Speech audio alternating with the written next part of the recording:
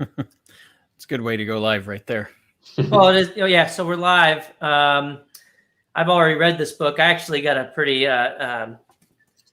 advanced copy of this book. So thanks, Max. I think everybody should read it, and we'll get into this in a second. But yeah, we're going live on 5 different outlets. We like choice here. We're all about educational freedom, but then also podcast choice. You can choose not to listen to us talk right now for 30 to 45 minutes. You can choose to listen to us on a different platform. If you're listening to us on my Twitter account right now, for example, and maybe that's not a great platform, you can choose to go to my Facebook account or my YouTube account or the Educational Freedom Institute Facebook or YouTube accounts as well. So take your choice. But just make sure you strap on tight for this exciting discussion for the next 30 to 45 minutes. We're talking with Max Eden today, a senior fellow at the Manhattan Institute. I know, Matthew, you're supposed to be the one to do the formal introductions, so maybe we'll do that again in a second. But I also want to remind everyone that to stay engaged and to enter your comments at the bottom of the screen. Just to be aware, though, if your comment is super long, you might cover up some of Max's face. So try to keep it short and simple, but we will try to feature some of your comments at the bottom of the screen as they come in, and we'll try to answer your questions to the best of our ability as well. But we would like to, interact with you guys as well. So make sure you're staying engaged and just, comment on any of those platforms, and we should be able to see them. But then another side benefit of commenting your thoughts and your questions is that we'll be giving away a free, or quote unquote free, nothing is free. We'll pay for it for you. It'll be free for you. A copy, a hard copy, not the Kindle version. We'll give you the awesome in-person version of Max Eden's co-authored book with Andrew Polak. Is it Polak? Is that how you say it? Polak? Yeah. Why Meadow Died, the people and policies that created the Parkland shooter and endanger America's students. I'll tell you, it's really tough to get through all this book just because all of the crazy things that went on in Parkland, obviously. And it's I almost cried like a few times reading this. And I actually had to stop reading it a couple of times just because it was blowing my mind so much. Mm-hmm. All of the crazy policies that were enacted in Parkland and Max and Andrew kind of lay out how there are some unintended consequences to certain disciplinary policies that could lead to things like mass shootings being more likely to happen. Of course, that's not the only reason that could have happened, but there's essentially a lot of unintended consequences that can happen. And Max will talk a little bit more about those specifics today. But Matthew, why don't you get into the formal introduction? Even though I already introduced Max, let's make sure there's a clean end to our conversation. Yeah, no problem. So I'm Matthew Nielsen. I'm the board chair at the Educational Freedom Institute. And we have, as always, Corey DeAngelis, the executive director at EFI. He's also the director of school choice at the Reason Foundation and an adjunct scholar at the Cato Institute. Today, our special guest is Max Eden. As Corey mentioned earlier, he's the A senior fellow at the Manhattan Institute. He's the author of many articles and reports on education policy, and he's also co-author of the book that Corey was just talking about and holding up, Why Meadow Died. And we want to talk with Max today about the book, also some of his other writings on school discipline and policy. So welcome, Max. We appreciate you joining us today. Yeah, thanks so much for having me. Great. So let's, we always like to start off with a question that stays the same because it's always interesting because every time it's different, the reply we get anyway. So tell us how you got interested, Max, in education policy and maybe a little more about yourself as well. Yeah, I kind of stumbled into it, to be honest. It wasn't really an interest of mine growing up, but it was really an interest of mine in college. I was one of those kids who always wanted to be president or wanted to be that character in the West Wing, and was very into politics as a high school, college student. None of the campaigns that I joined in college, after college, kind of worked out quite the way that I wanted to. I still knew I wanted to get to DC. I realized I probably shouldn't try to get there directly in the coattails of a politician anymore. And I had come across some reports from the American Enterprise Institute while I was in college, and I thought, oh, I'll just apply there. And I applied for every research assistant position there was. I got an interview for the education research assistant position. And I thought, oh, my mom was a teacher. I've heard a lot about education growing up. I know a little bit about schools because of, mom's kitchen table conversation every night for my entire youth. So yeah, I could join AEI and kind of work as a research assistant for this guy who's, arguably the best in the field at all this. And having spent a few years kind of working there under him, Rick Hess, I had managed to develop a genuine interest in it and was fortunate enough to get an offer to move up to the Manhattan Institute a few years after, where I've kind of done my own research and writing rather than assisting somebody else with theirs. Very cool. So what was, this isn't on my list to ask, but something you just said made me think of this question for you, Max. What has been one of the more interesting things that you've looked at in the past, or just really kind of got your fire going, lit a fire under you in the past 12 to 18 months? It's a hard question, right? Because it's been this book and then kind of post. Yeah. And to be frank, there's been nothing kind of post book that's lit the same level of fire, the same level of oh, I need to get to the bottom of this, or I need to really.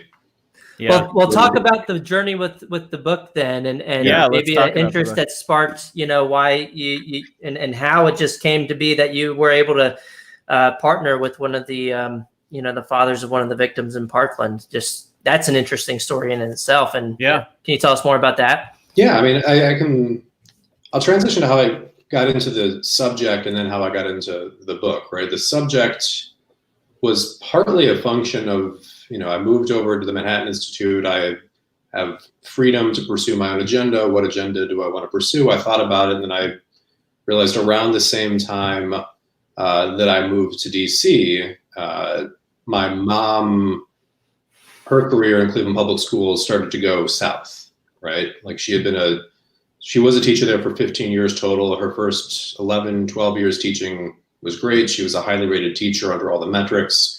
She loved it, but around 2014, she got a new principal, and the new principal was very clear with all the teachers that we're a restorative justice school, we're trying to do discipline reform. So don't send a kid to my office unless there's been a fight. And all of a sudden, my mom, who, always had some struggle with classroom management, 5'4", blonde woman in a major metropolitan school district, there are always going to be some difficulties. But once the kids realized that there was nothing Mrs. Eden could do to them unless they hit somebody, and even then they might get put back in the classroom, her ability to control the classroom just tanked. And she went from teaching 6th grade to 4th grade to 2nd grade to 1st grade, and without the backstop of having an office she could send a kid to, and kind of the environment of, there's an expectation that you will follow the rules or there will be consequences, her ability to control the classroom tanked. And her career kind of sputtered to a very unpleasant end. And so when I transitioned to the Manhattan Institute, I thought, I wonder if my mom was unique in that. She can't have been that unique. This can't have been a one-time occurrence, can't have just been her, can't have just been that school.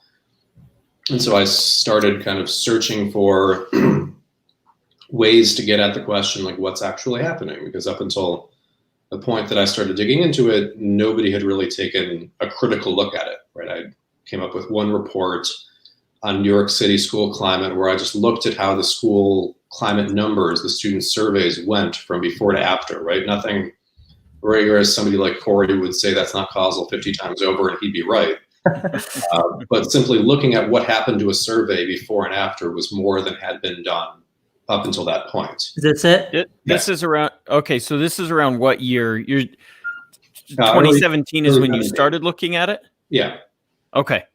And so that kind of became my passion policy project, because I suspected that this whole policy was doing far more harm than good, right? Coming from a good place, kind of social justice diagnosis, that we see these disparities in discipline, we see major disparities by race, we see a correlation between kids who get in trouble in school and getting, dropping out or getting arrested later in life.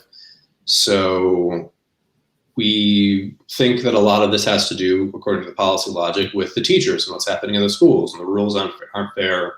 Teachers aren't implementing them fairly. So the thing to do is to push schools away from punitive discipline, right? To push teachers away from suspensions. And if the policymakers are right about this, that these disparities are largely a product of bias and suspensions are largely useless, it would stand to reason that you could really dramatically decrease them and equalize them without having that many negative consequences. The way that it played out in my mom's school was just that kids couldn't get sent to the office. And I found kind of the more I researched, the more, that seemed to be a very common story. And so that issue kind of policy project became the main thing that I had a professional firing before, for just articulating the opposing side of what should have been a very open dispute, a very open debate, but unfortunately wasn't, because these things are couched in terms that become very, as we were kind of discussing before the show, they become very charged very quickly, right? And if these policies are intended to fight racial bias and you're skeptical of them, then are you opposing an effort to fight racism? And that gets to be kind of very tenuous and argumentatively unpleasant territory very quickly. But that had been the issue that I had been trying to research, to write about, to bring light to articulate a counter argument about. And then the Parkland shooting happened, and a few days after the shooting, there was an article in the Washington Post basically saying, this kid did not slip through the cracks. They did everything that they could to help him. This is actually a school district that became famous for stopping the traditional model of school discipline and behavior management, lowering suspensions, lowering expulsions, lowering arrests, and implementing restorative justice as an approach, trying to fight the school to prison pipeline by taking a proactive and rehabilitative stance toward troublemaking students. So yeah, he was on everybody's radar, but they really did everything they could to help him. So is that what queued it up for you? Yeah. Those words, restorative justice.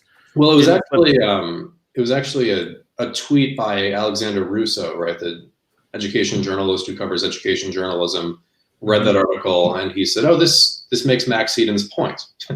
Is it this one? Yes. Yeah. No, not quite that one. I'm not as good as I thought. But yeah, But so what's the theory there with, how did the policy enable, or at least make it more likely for the Parkland shooter to essentially, commit that tragedy? What's the logic behind that? Well, so there was the kind of the logic that I suspected, and then eventually the logic that I found, right? The logic that I suspected was, well, there are all these kids who have come forward and they're alleging that he committed felony level crimes in school. These kids are saying he threatened to rape me, he threatened to kill me, he brought bullets to school, he brought knives to school, he said he was going to shoot up the school, he posted online that he was going to shoot up the school. We all knew it was him before the shooting even was through. We knew it was Nick. We knew it was the shooter. And so I penned just kind of a little article saying, I wonder if, this kid appears to have committed a lot of crimes in school for which he wasn't arrested, in a school district that made itself kind of nationally famous for not arresting students when they commit crimes. I wonder if they missed an obvious opportunity, and because of this kind of forced policy inhibition, they didn't take an opportunity that a reasonable person should have to execute an arrest, which could have maybe, I originally thought, led to him being prohibited to buy a firearm, or could also, as I realized later, led to the FBI not dropping 2 tips that somebody with his name was threatening to shoot up a school. because when the FBI received the 2 tips that they dropped and the Broward Sheriff's Office received the tip that it dropped, you search a kid, clean criminal history.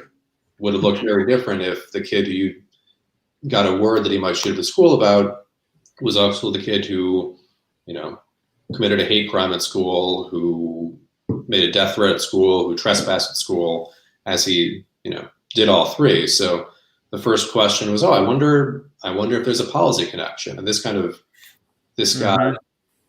somewhat, the policy conversation about this outstripped the facts in some ways very quickly, right? I posted one article on City Journal framed as a question, like, how did the Parkland shooter slip through the cracks? Did these policies play a role?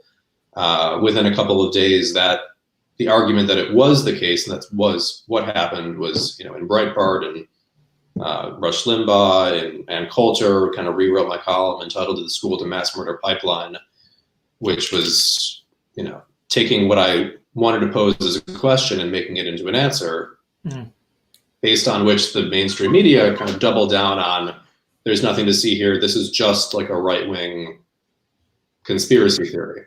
Right. Right. The superintendent of Broward County Schools, Robert Runcie, kind of disavowed it, waved his hand, said that it's crazy because there's no evidence that the shooter was in the Promise program, which is this diversionary program, nor that he had committed a Promise eligible offense while in high school. Why did he say while in high school? Well, right. So that struck your Politicos and your New York Timeses and your other education writers as a denial. He wasn't in the program. It didn't have anything to do with it. That struck me as, why is he saying while in high school? Surely it must be that he is while in middle school. And unless these students stories aren't true about what he's alleged to have done, or else there's some other sort of argument, the fact that he wasn't referred to it while in high school when he's said to have committed felony level crimes and wasn't referred to a misdemeanor program seems almost even worse. So eventually I kind of found, longer story short, in the book. I encourage you all to read it. Corey knows it. Pat probably knows a little bit of it as well.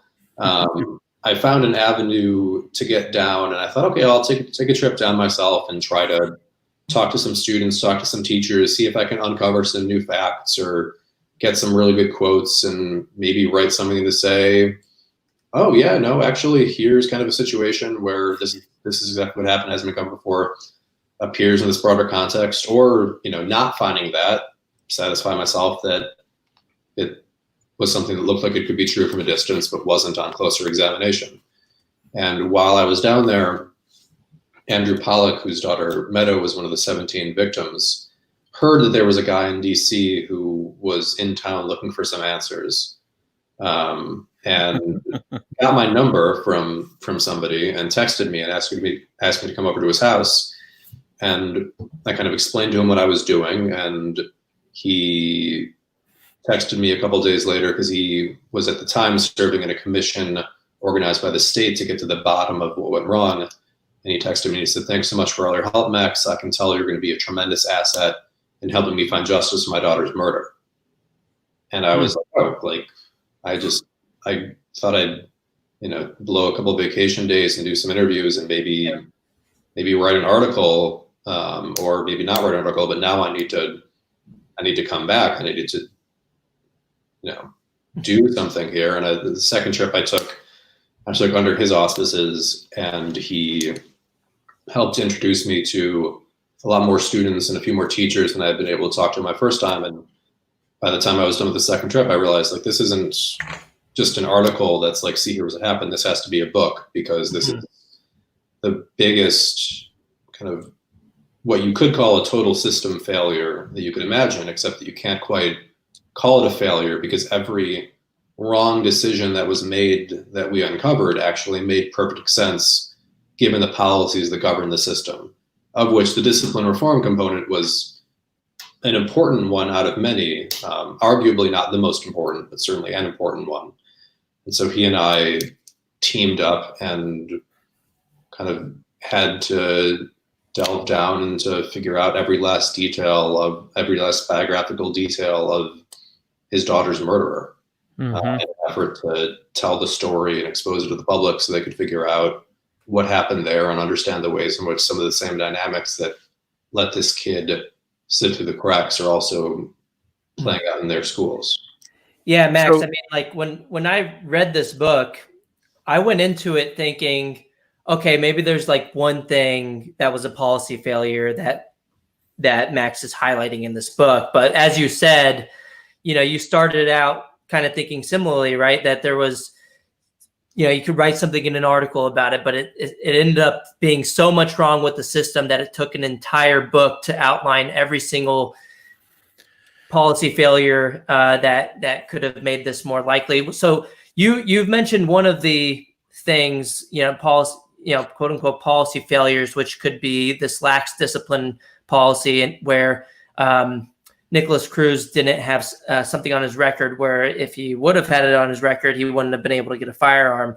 But what are some, like, 2 or 3, maybe some of the other main policy failures that could have led to a bigger tragedy? Yeah, I'll quickly tick through 2 of them and then talk about the fourth, which is more education policy specific, right? I mean, the dynamic that kind of defined the discipline policy in Broward County had also extended out to the community with community policing. Sheriff Scott Israel, who co-signed the promise agreement and was very much in favor of the kind of decriminalization, boasted that, outside in the community, we judge our success not by how many students we put in jail, but by how few.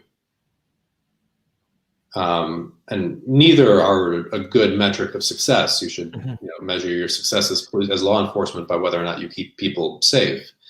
And one counter argument that I wish critics had made of the book, because it would have allowed the opportunity for more conversation, is, well, why are you blaming the school discipline when he acted out in the community many, many times? The police were called to his house about 45 times, and yet he was never arrested despite 45 calls to his home. I was like, yeah, that's also a huge problem. It's part and parcel of a similar theme. It's related, it's distinct, but it's one more layer of how the system kind of rewarded people for not taking responsible actions. So there was the law enforcement failure. Weren't there like credible sources that called the police to say you shouldn't have a gun or something? Weren't there like death threats before? Yeah, I mean, his aunt or something, wasn't it? His aunt that said, "Hey, he yeah, wants to buy a gun." The kind of the two most telling anecdotes there, things there, right, is that a couple of weeks after he starts attending Marjory Stoneman Douglas full time in early 2016. He posts on Instagram a picture of an AR-15 and says, "I'm going to get this gun and shoot up the school." Yep. And another kid in the school shows it to his mom. Mom calls the police. Mom says, "This kid just posted a picture of a gun and said he's going to shoot up the school. Can you do something about it?" And the Broward Sheriff's deputy said, "Well, that's protected by his First Amendment right." And the mom is like, "Well, is there anything you can do to not keep him from getting a gun?" "Well, it's protected by a Second Amendment right," which, is not true. And so if you make death threats, that's a felony, that's prosecutable. That's grounds, and reasonable and good grounds, for society to say, no, if you say you're going to kill a bunch of people, we're not going to let you get a gun. But they wouldn't do that from the law enforcement side. One of his mom's old friends called the Broward Sheriff's Office, called the FBI closer to the time of the shooting and said, "This kid's unstable. I'm looking at his Instagram. He's like sworn fealty to ISIS. This is another Columbine in the making. I know that he's going to kill people. You have to do something about it." And they did a search for him and they found nothing, and they did nothing. And it's a counterfactual of, if this kid had been arrested in the community, if he had been arrested in the school, could that have maybe stopped him from being able to cause the FBI to take the call more seriously? I would like to think so.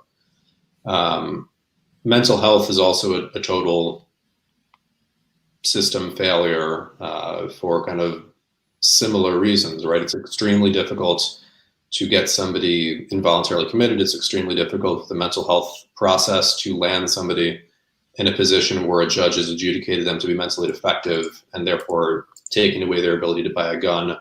So the week of his 18th birthday, the local mental health authorities were called out to his house 3 times for trouble that he was making at home, for drinking gasoline and trying to kill himself, and for writing "I want to kill" on his homework when confronted about that, explained to the school official that he wrote that because his mom was not letting him buy an ID, let him get an ID so he could buy a gun, right? So the mental health authorities, Henderson Behavioral Health Clinic, visited him 3 times the week he turned 18, knowing his full mental health history that had been treating him for a long time, seeing this pattern of behaviors, and they chose to not even take him in for observation.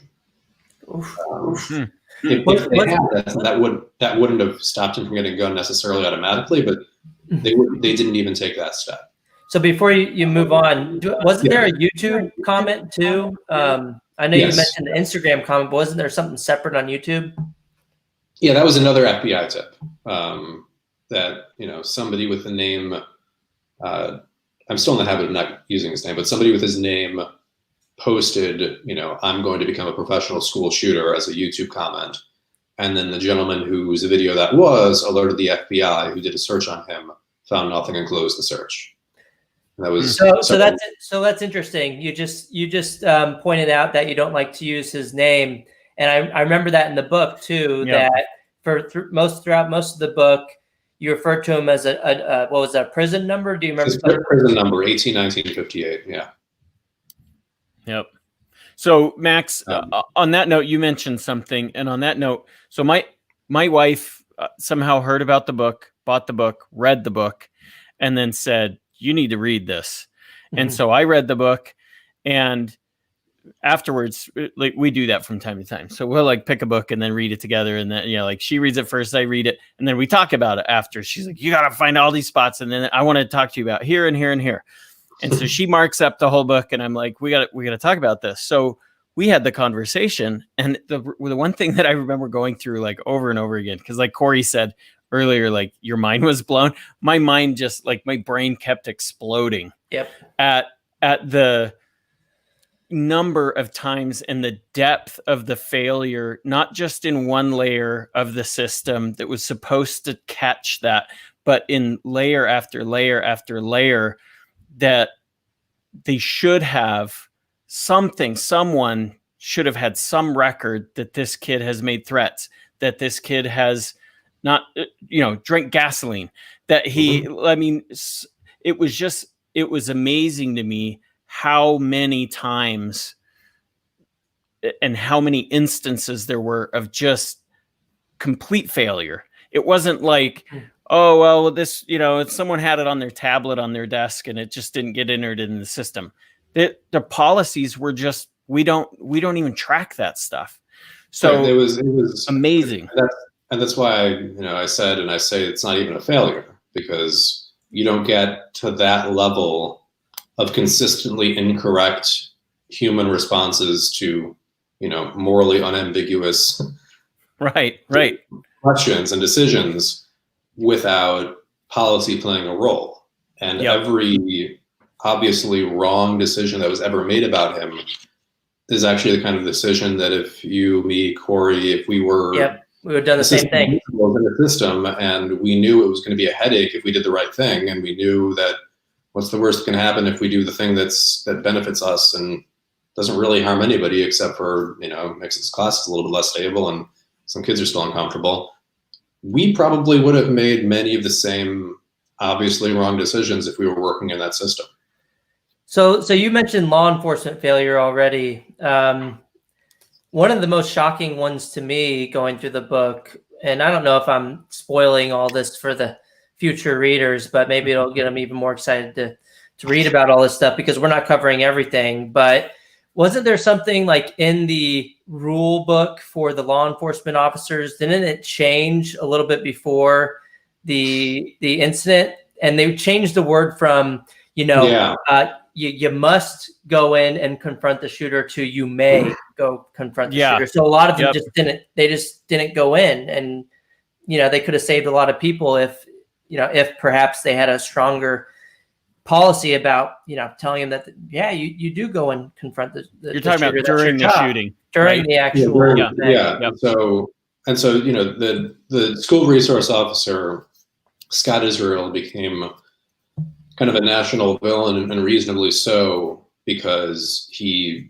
was there when the shooting started.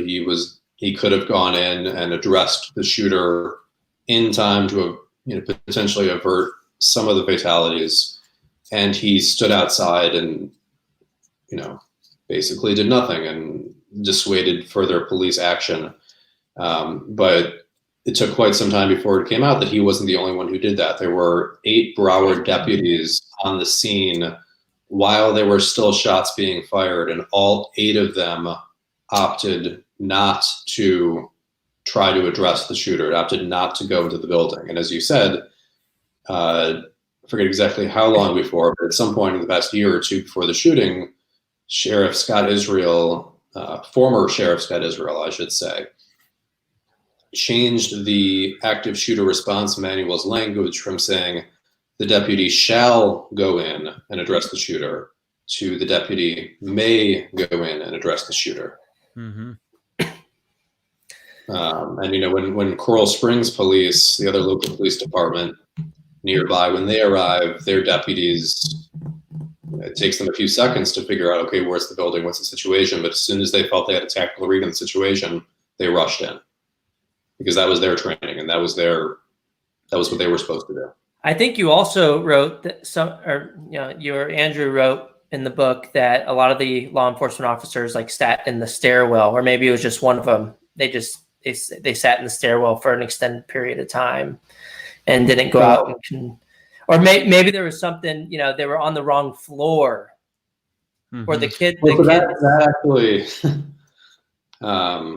there are so many. Talk about the fire alarm. I mean, we'll talk about what you were going to talk about, but the fire alarm issue too was another. The fire alarm, crazy thing that after.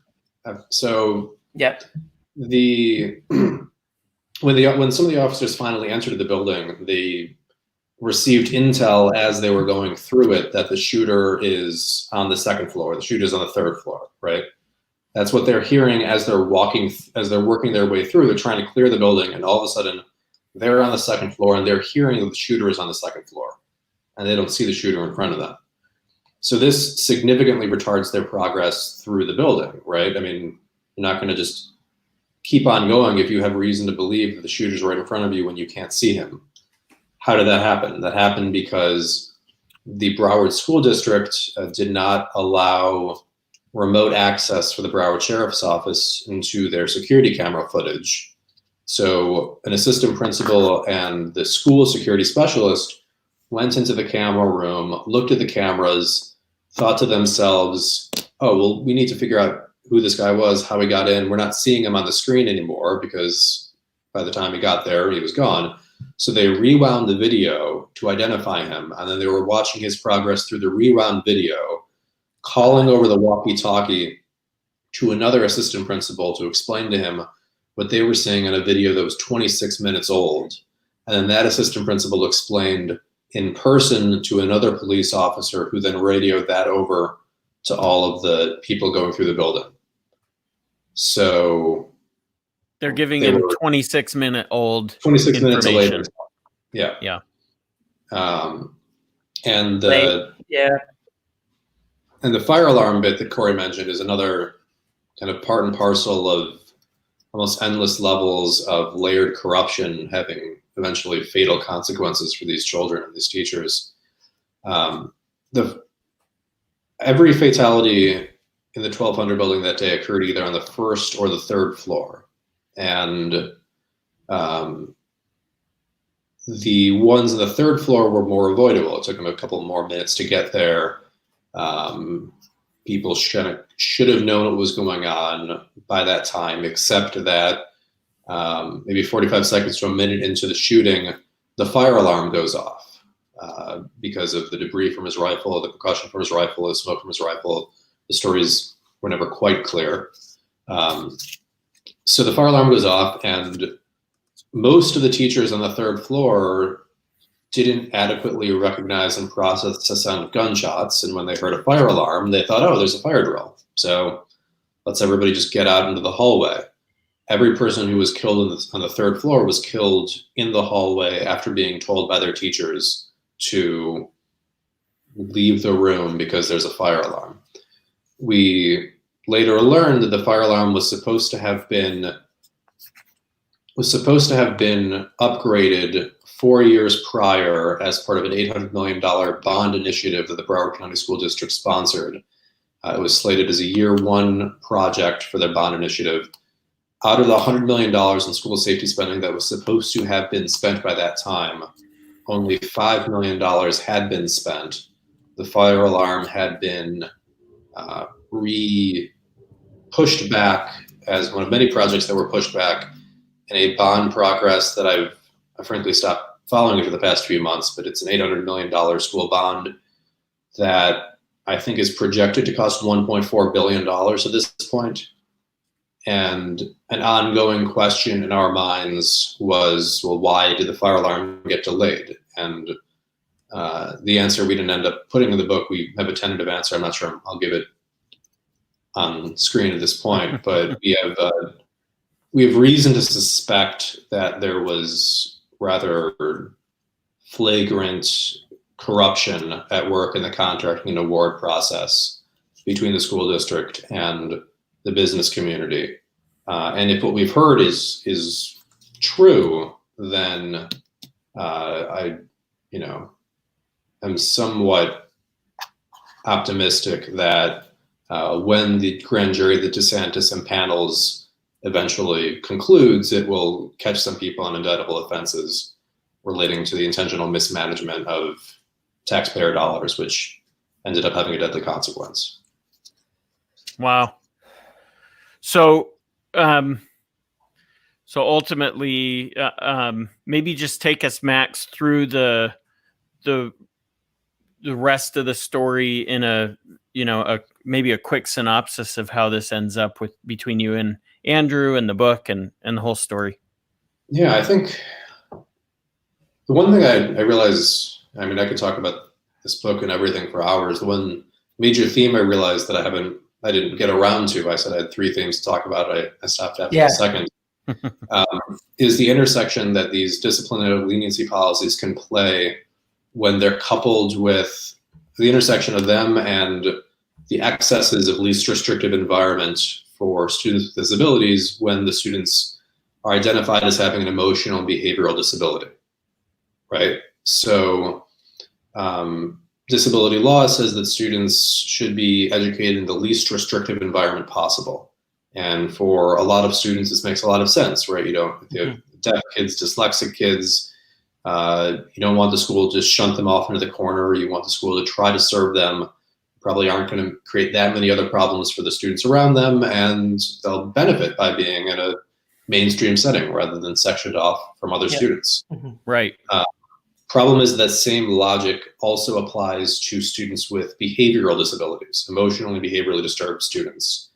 So a student who is potentially violent, who is potentially manic, who is potentially dangerous, can be given an added layer of protections and an added incentive to maintain him within a traditional classroom setting. And along with that, an added incentive to not report or not document or not process infractions, lest you look as though you are disproportionately disciplining students with disabilities. So in his case, I came in with the hypothesis that the arrest theory about the foregone arrest was the theory that I was probably going to confirm and see and be able to say, see, this played a role. The bigger theory is and I found that to be true, but less persuasive ultimately than the crazy things that can happen when you make it almost impossible to get kids who are obviously dangerous out of traditional schools and then encourage school leaders to not document their behavior when they're in a traditional school setting, right? When this kid got kicked out of preschool for biting kids, had to wear a restrictive harness through elementary school to ride the school bus, never went into a traditional classroom setting for 100% of the time, K through 5, if I recall correctly. It was always in a special classroom dedicated to students with behavioral disabilities. But once he got to middle school, his only options were you go to the Supermax facility or you are basically treated like a normal student with a few small modifications, maybe. So they sent him to a normal school, Westglades Middle School, where his behavior got so bad that he was, this is before the discipline reform kicks in, and when he was in middle school, he was being suspended almost every other day over the course of a year. His behavior was so bad that they required a security escort to follow him, to accompany him at all times when he was not in a classroom. When the security escort wasn't enough, they eventually also got his mom to come and accompany him and the security escort through the school. Teachers documented his behavior consistently, recording, his fixed obsession with guns and violence and people dying, and wrote that they viewed him as dangerous. You can't tell the difference between video games and reality. He is a threat to the students and the staff of this school. It took him a solid year of behaving at that level before he was finally transferred to the kind of specialized school that could help him, and the kind of specialized school that did help him somewhat. I mean, his behavior there didn't improve overnight. By the end of his first full semester there, his school psychologist and or a social worker and school psychiatrist wrote a letter to his private psychiatrist basically saying this kid is dangerous, he is paranoid, he has extreme mood swings. We have a safety plan, took away sharp objects in the house, but his mom hasn't been able to find a hatchet lately. He has confided into us that he dreams of killing and being covered in blood. And so we're very, very worried about this, what's going to happen when he gets out of school this summer after his first semester there. And in the system that we have these days, certainly in Broward County, a few months of good behavior in the next year earned him a ticket back to a traditional high school by the end of that year. So they took a kid who had never been able to hack it in a traditional classroom for more than a year without veering off into some degree of extremely dangerous behavior, who had a long documented obsession with guns and killing, who had confessed to a desire to murder. And they put him in a traditional public school, and given his stated interest in the military, they put him in JROTC. So they literally put him into Marjory Stoneman Douglas High School in a course where he was able to take an air rifle and that was shaped like an AR-15 and practice shooting. Once he's there is when the disciplinary policies start to kind of layer onto it, right? And at the sub-arrest level, in addition to the couple arrest-worthy or warranting offenses that he committed, his behavior in the first semester was, by student and teacher accounts, consistently troublesome, right? He would jump out from behind poles and yell at people. He would bring dead animals to school. He would come to school dressed in full camo gear. He wrote "I hate the N-word" on his backpack and paraded around school with that in his backpack. He etched swastikas into lunchroom tables, right? Some of this not all of this is arrestable, but it's all disturbing. And it's all something that should be documented and should be processed. And, we have reason to believe that the school was made aware of the threat that he made on social media of, I'm going to get this gun and shoot up the school that I mentioned to you earlier on in the segment. And he was only officially disciplined once in his first full semester there, on a day when the vice principal, the assistant principal that he usually went to, was off campus. So that suggests to me, as much as could be suggested, that there was a pattern of misbehavior that was not documented as a matter of de facto policy, and a policy response that was consistent across the Broward County School District, because the problems that I kind of had identified that occurred in my mom's classroom in Cleveland Public Schools and other classrooms across the country, they were happening in Broward. About half the teachers in Broward County said that they felt in fear for their physical safety at some point in the last couple of years. I recall correctly, about 2/3 thought the disciplines policy needed a full overhaul when they were asked, what will happen if a student assaults you? If I recall correctly, only 35 or 38% said the student will get suspended, right? So this is a district defined by leniency in a school that has an extra incentive to look good because it's the safest school in Broward County. And you have a kid who exhibits all sorts of, for the first semester, primarily subcriminal misbehavior that if the adults around him had been responsible, they would have documented it. They would have taken it all together, put it in a packet, said, yeah, this kid should go back to the specialized school. He's not doing well here. But that wasn't done. And then his second full semester there, his behavior veers into the criminal in some ways.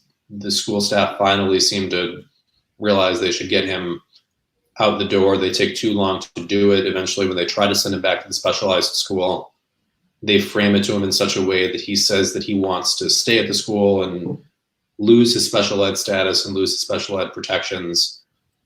And rather than force the issue and incur the kind of administrative headache that you would get as an administrator trying to force a kid who doesn't want to go to a specialized school into that school because you think that's what's best for him, they literally prepared the paperwork for him to sign that said, I hereby renounce my special ed status, gave it to him, he signed it, and eventually they did get him out of the school. They did so through a kind of backdoor way by effectively counseling him into a credit recovery program where he had no peers, no teacher, would just go to a site for a few hours a day in front of a computer, did not do well, and he tried to get back into the system, tried to get back into the specialized school, was kind of knocking on the door, begging to be let back in so that he could be helped, and was rebuffed at every juncture. And didn't they give him a false health of special education, mental health, policing, all of these things woven together into one supremely irresponsible system where, everybody knew it would happen. Everybody did the wrong thing thinking, oh, what's the worst that can happen? And then when the worst that happened, the entire national issue became about guns and not about schools. And you're a right-wing lunatic if you ask what went wrong about the schools. Yep. Yeah. And that's what it was all about. So we talked, Max, about what happened with your mom. That was kind of pre that era, and it was building up to that. We talked about the book, about the shooter and all of that. What about now? In the time since the book, is there any progress on the policy front? Are there any changes being made? Is it more of the same? What does that look like now? What does the landscape look like?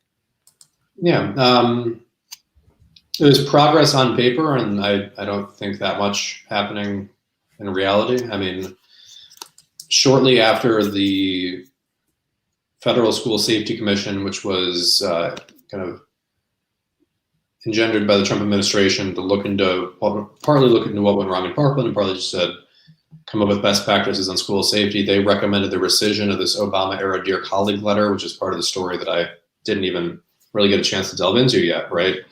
The Obama administration took these leniency policies, which were in many ways pioneered in Broward. They're one of the few districts that did them voluntarily and without any degree of federal coercion, kind of took them as a model, as a blueprint, and wrote a Dear Colleague letter saying to districts, we're changing the standard of civil rights enforcement for school discipline from a disparate treatment standard to a disparate impact standard, so that before, if you treat a black student and a white student differently, if a black student cusses at a teacher and a white student cusses at a teacher, it's illegal to expel the black student and give the white student detention.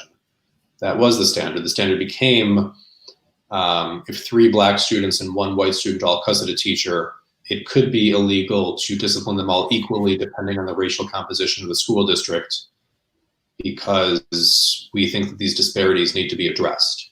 And so the Obama Department of Education's Office of Civil Rights initiated investigations into hundreds of school districts serving, by my estimate, about 10 million students, and forced them to adopt policies similar in spirit and scope to what Broward had, and many hundreds, if not thousands of districts more, serving millions of students more, adopted them either under fear of these investigations or just because they became kind of the new good social justice thing to do, right? We're fighting the school to prison pipeline, lowering suspensions, expulsions, and arrests by implementing restorative justice. So you don't need to stick to do it because it's the right thing to do. Everybody in education knows it's the right thing to do. It's the social justice imperative. That dynamic has been basically baked into the system.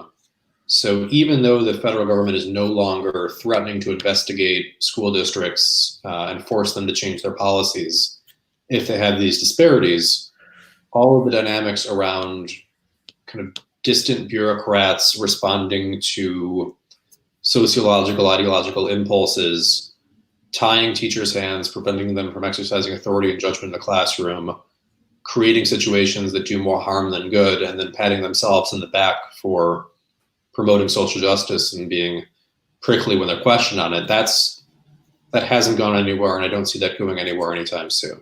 And Max, yeah. And just to be clear, you don't claim anywhere, or I haven't seen you claim, I don't think, that discrimination doesn't exist at all in the public school system. No, I mean, I've looked into it I've tried to look into the research very carefully, and I've come away convinced that it does exist. But it's not a 1 or 0 question of does it exist or does it not exist, right? If it exists, how much of the problem is it responsible for? And your diagnosis should influence your prescription, right? There's a 3-to-1 disparity by race and discipline, or 4-to-1 depending on what year's data you look into. So bias exists. If we could wave a magic wand and bias wouldn't exist, right? Would that disparity become 1-to-1, or would the disparity become 2.5-to-1 or 2-to-1? I don't pretend to have a scientific answer to that, but I am convinced that it is far less of a factor than many advocates have claimed it to be, and that many of the policies that they've put in place, presuming that teachers are primarily, if not exclusively, the problem, prevents them from making decisions, not only prevents them from making potentially biased decisions, but prevents them from making very good decisions, prevents them from making very reasonable decisions. My mom and her colleagues would joke, like, we couldn't discriminate by race if we wanted to. Every student in our classroom is an African American. Like, we can't discriminate here. But because they all operated under a policy that they were not allowed to exercise authority, all of their classrooms became less safe. If the policies had been more modest, I have pointed to, and I will point to, a policy initiative in New York City where Bloomberg dropped suspensions by about 16,000 in 2 years with the policy that you can't suspend a kid for the first time he commits a low-level infraction. You saw suspensions plummet. You saw nothing bad happening in school climate. I'm totally prepared to believe that cut into a lot of biased decisions. But when the policy is instead, you're not allowed to discipline, you're not allowed to suspend for willful defiance, or you need to write an application to your principal, you need to write an application to the superintendent who can turn or reject that application, and everybody knows that it's such a hassle to get a rule enforced for that. That's where it goes, beyond any role that the policy might have of redressing some bias, and goes into just stopping good decisions from being made and hurting everybody for the sake of trying to correct a problem. You overcorrect a problem, and the prescription is worse than the disease. So how do you think? I know we're getting close to the hour that we talked about we weren't going to do, but we got you going on the topic you like to talk about. I mean, this is your specialty. So we're on the Educational Freedom Institute podcast. So what role, if any, do you think school choice or education choice has in remedying this kind of discipline problem, or if it doesn't help at all? Let us know that as well. What are your thoughts? I think it can and should have a huge role to play, right? I mean, if you're an assistant principal or a principal operating under these rules, you know that you'll probably face more of a headache if you have high suspension rates and keep a safe school than you would if you let a lot of behaviors skate by, right? You know that they're going to come down at you from up top because your suspensions are high, and they're not going to come down at you if your suspensions are low. But if instead, or in addition to that, you also knew that the kids that you serve have the freedom to leave, if you don't keep them safe, then their parents are going to pull them out. And then all of a sudden, if you can't keep a safe school, you're going to lose 25, 30 kids. Now all of a sudden, the district's going to come down, breathing down your neck. Why are you losing all of your kids? You probably had to fire a teacher or two because you can't retain the per pupil allocations to fund them. All of a sudden, you have a very strong institutional incentive to keep your school safe. A lot of times when we talk about the role that school choice can have in bullying and safety, we talk about, that student who makes it out of the system, who was going to maybe be suicidal because of how she was getting bullied. And, I've heard these stories. I've met one of these students. I'm very, very sympathetic to that. I would just add to that, there is the flip side, which is, or the other side of that is that if and when you can train administrators to understand that if you can't keep your kids safe, you're going to lose them, and that's going to hurt your job performance, I think you'd see them running a very different ship.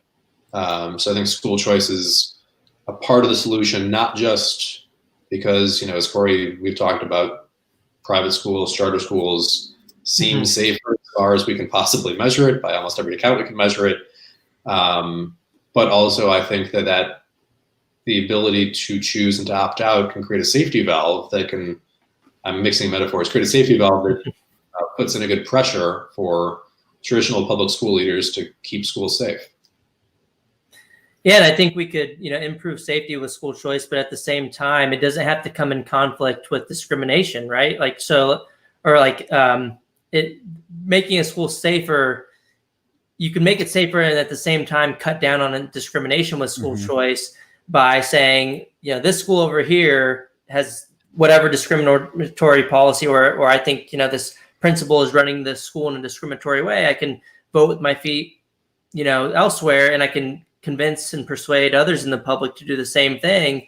And if I feel like my own student is being discriminated against, I can vote with my feet as well. So I think, all of those interactions happen at the same time when you have school choice. And I think that's I'm biased here. Yeah. No, this is a point I think school choice is a great solution here. So this is a point that our friend Robert Pendicio has made before, which is that, school discipline, any system of school discipline, any approach to school discipline is inherently a moral issue, a moral claim, a moral exercise. And let's say that you fully accept the premise, which I don't fully accept, that the no excuses kind of super strict discipline. Let's equate that with it. Let's call it more racist for the purpose of dialogue, right? Let's grant that concession entirely to the critics of these policies. There might very well still be a lot of parents of color who would say, I want my kids safe, and that matters more to me. The chance that my kid might be punished unfairly once in a while, or other kids might be punished unfairly once in a while, if I know my kid's not going to be bullied all the time, I'll take that, and they'll stay in that system. Or if they have or if they don't like that, and they say, I don't care if it risks a school climate that's a little bit looser, a little bit more dangerous. I don't want my kid anywhere near an environment where we have all these opportunities for potentially biased decisions to factor into how he's treated. I don't want him growing up in that system, no matter its possible benefits and other axes. They can take their kid out of that school. And if you had a system that offered parents, we talk a lot about academic choices and learning style differences, and do we like the classical education, do we like the blended learning? That's all well and good, but there's the discipline issue is another moral question that can and should vary between institutions that parents have an informed understanding of and act according to. Yeah, School choice. We're all preaching to the choir here when it comes to, not Corey. He's skeptical of school choice. I can see that. He's skeptical. We're getting up on an hour. We promised Max we weren't going to keep him this long, but we did anyway. But yeah, we should wrap it up. And, Max, thanks so much for coming on our podcast. We should have you on again soon. And again, be on the lookout. We will announce the winner on my social media accounts of the free, quote unquote free, nothing's actually free, we're paying for it, book that was co-authored by Max Seaton, Why Meadow Died. One of the people in the comments will be able to get a hold of this book and hopefully read it and get through it. Just because it's so interesting. And I recommend other people who don't get the free version to go out and look for it on Amazon as well. And it's well worth the read. I want to throw in here real quick on the free book front. The last free book we gave away was Unschooled by Carrie McDonald. We gave it away we shipped it off to Kayla Svedin. And I just got a notification today from Amazon. It's delivering before 7:15 p.m., Kayla. So keep an eye out. It's going to be on your doorstep real soon. All right. Well, again, thank you everybody for coming out. Thank you, Max, so much for joining our show and giving us more time than you had originally promised. And until next time, next week, thank you so much for watching the Educational Freedom Institute podcast. Everybody have a good weekend. Take care, Max. Thanks, guys.